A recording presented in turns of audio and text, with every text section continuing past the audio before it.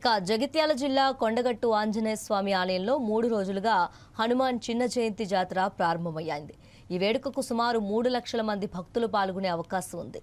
దీనికోసం విస్తృత ఏర్పాట్లు చేశారు.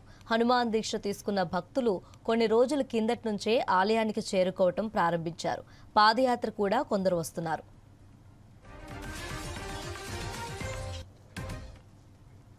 ఉమ్మడి కరీంనగర్, నిజామాబాద్, ఆదిలాబాద్, వరంగల్, ఇతర జిల్లాల నుండి భారీ సంఖ్యలో భక్తులు ఆలయాన్ని సందర్శించుకుంటున్నారు. క్యూ లైన్లు హనుమాన్ దీక్ష స్వాములతో నిండిపోయాయి. జయంతి సందర్భంగా హనుమాన్ మాల విరమణలు కూడా జరుగుతున్నాయి. 41 రోజుల పాటు కఠిన దీక్షలు చేపట్టిన స్వాములు కొండగట్టుకు చేరుకొని అంజన్నకు ఇరుముడులు సమర్పిస్తున్నారు. స్వామివారిని దర్శించుకునేందుకు భక్తులు క్యూ లైన్లలో నిల్చుంటున్నారు.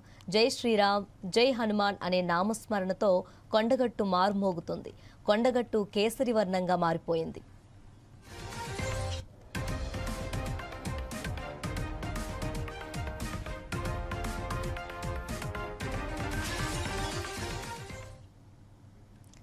ఇక జగిత్యాల జిల్లా కొండగట్టు ఆంజనేయ స్వామి ఆలయంలో 3 రోజులుగా హనుమాన్ చిన్న జయంతి జాతర ప్రారంభమైంది.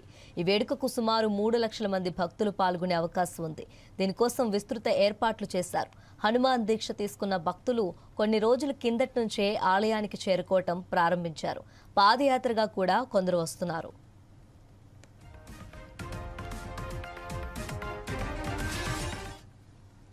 ఉమ్మడి కరీంనగర్, నిజామాబాద్, ఆదిలాబాద్, వరంగల్, ఇతర జిల్లాల నుండి భారీ సంఖ్యలో భక్తులు ఆలయాన్ని సందర్శించుకుంటున్నారు. క్యూ లైన్లు హనుమాన్ దీక్ష స్వాములతో నిండిపోయాయి. జయంతి సందర్భంగా హనుమాన్ మాల విరమణలు కూడా జరుగుతున్నాయి. 41 రోజుల పాటు కఠిన దీక్షలు చేపట్టిన స్వాములు కొండగట్టుకు చేరుకొని అంజన్నకు ఇరుముడులు సమర్పిస్తున్నారు. స్వామివారిని దర్శించుకునేందుకు భక్తులు క్యూ లైన్లో నిల్చుంటున్నారు. జై శ్రీరామ్, జై హనుమాన్ అనే నామస్మరణతో కొండగట్టు మారుమోగుతుంది. కొండగట్టు కేసరి వర్ణంగా మారిపోయింది.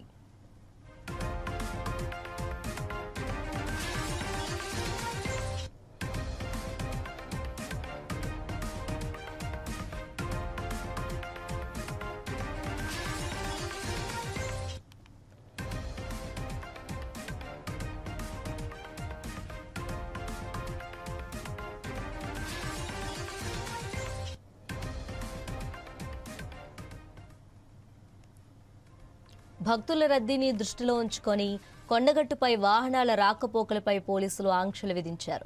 ఘాట్ రోడ్డులో ప్రమాదాలు జరగకుండా ముందస్తు జాగ్రత్తలు తీసుకున్నారు. నిరంతరం నిఘా పెడుతున్నారు.